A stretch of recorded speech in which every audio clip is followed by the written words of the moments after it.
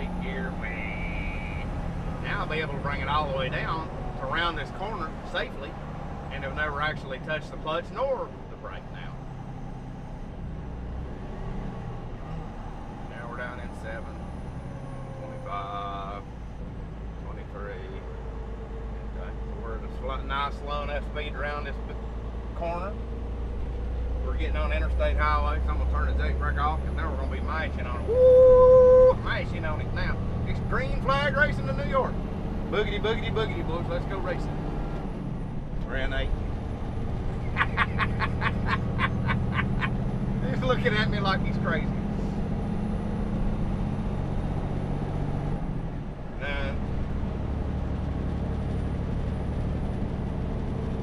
But now the one thing I will tell you about the only trick to clutching, not clutching, is the window to get it out. If I let off the gas and then start, see, come out, there it goes, finally. You need to, when you let off that gas, you need to come out of gear with it almost instantly. Reason being, when you let off the gas, you immediately take torque off the gear itself. That's what allows you to get it out of gear. That's doing the same thing that the clutch pedal does, is allows you to get it out of gear. But like right now, see, she's under torque.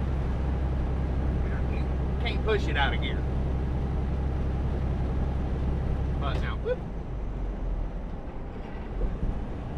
Just like that. Gotcha. So, if you want to start learning how to float gears, use the clutch to start off with.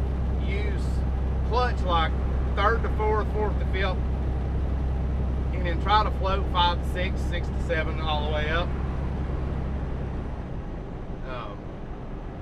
The lower range gears are a little tiny bit more touchy about getting them in or out of gear than the higher range gears are, but not bad. But the one tip I'll give you is, like, say you're in 8th gear and you knew you're getting close to where you're gonna want to make your shift to 9. Just put a little pressure on the stick before you let off the gas. Push on it a little down, and then when you let off, it should come right out of gear. Gotcha. You know, that way you're doing them at the same time. If you let off and then try to come out, you know, it's not going to come, because now the truck's slowing down. It's got torque back on that gear because the whole unit's slowing down, and it's just a matter of moment. I mean, just a quarter moment.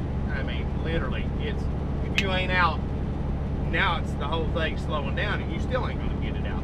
So you have to mash on the gas again or use the clutch to get it out of gear. It's all timing is all it is. It's strictly a matter of timing. And you get better at it the more you do it, obviously. When the truck is cold first thing in the morning, it's real sluggish to want to get out. So some guys get aggravated and frustrated the 2nd or 3rd day, you know, if I let them start off driving first thing in the morning when the truck's cold, and they're having problems with it. It's just because the unit itself is cold. I mean, these things have a ton of fluid in them, a bunch of motor oil, a bunch of coolant. It takes quite a while to bring them up to operating temperature. It takes 10 or 15 minutes. You know, if you jump out on the interstate and start driving, it'll take somewhere in the order of 10 or 15 minutes to get it up to operating temp. So, thank you.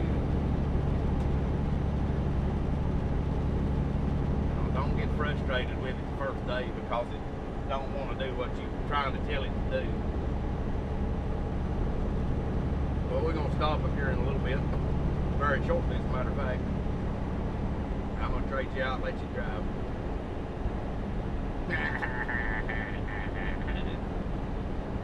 Fun, fun, fun. Tell her daddy takes the T-Bird away.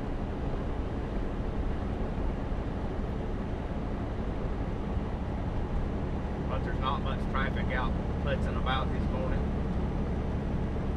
appreciate that too. Well, that's it. I'm not gonna throw you in the middle of downtown Chicago or New York City and say, "Oh, it's your turn," on your first day.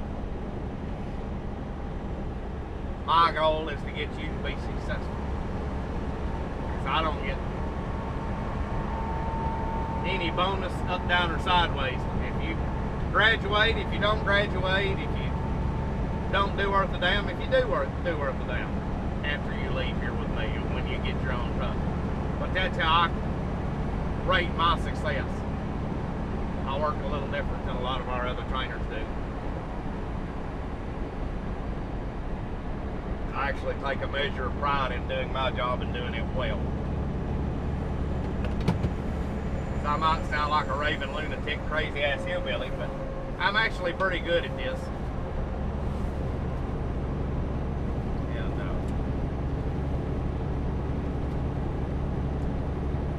I joke and BS and have a good time just to keep things light and airy. Try to anyway, at least after I start getting my coffee going in the morning.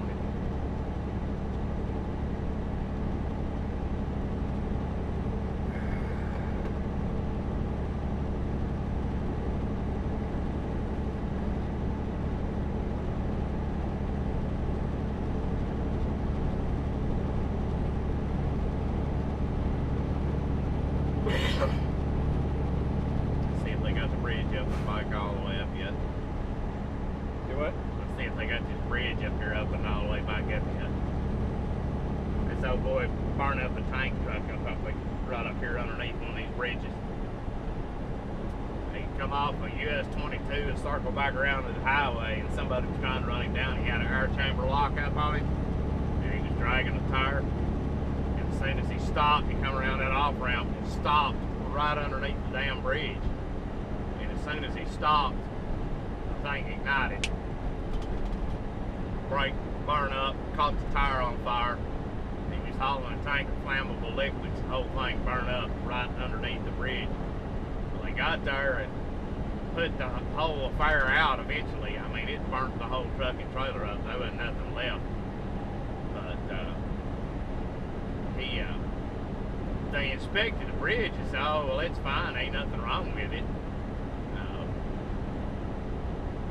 Because the metal I-beams underneath it weren't showing that they were visibly melted or disfigured or anything like that.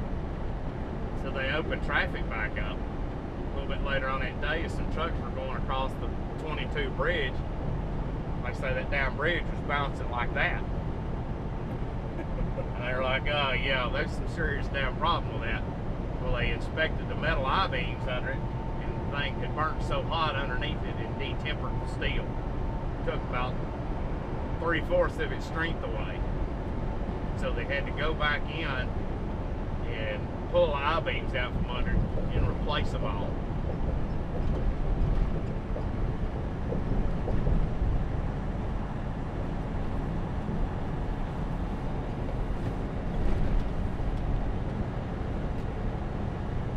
Susquehanna, she's starting to thaw. Wow. Yeah, so look at it down here. Got some open in it.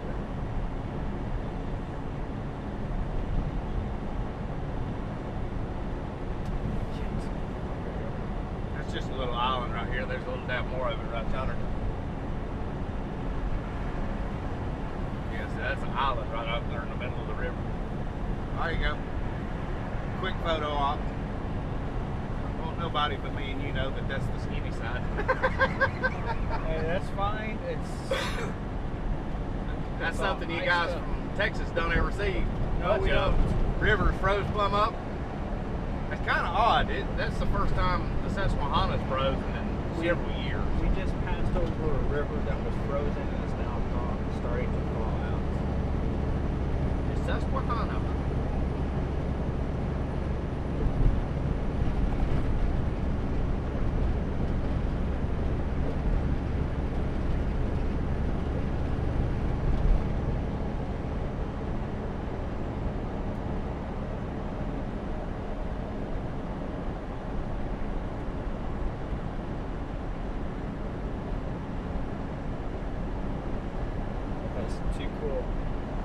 We don't see.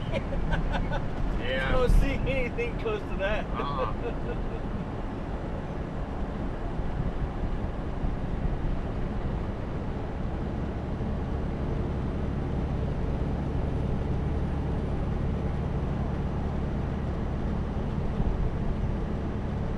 There's that bridge right here. This one right here. Yep. You can See where the it char changed. marks on the concrete right there? Yes. That's where he did it at.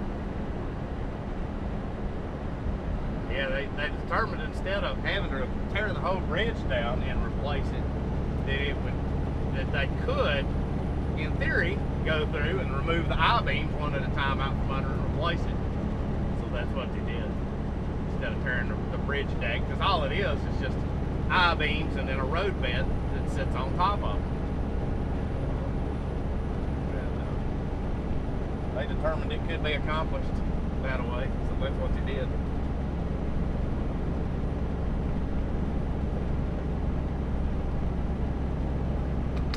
The National Civil War Museum.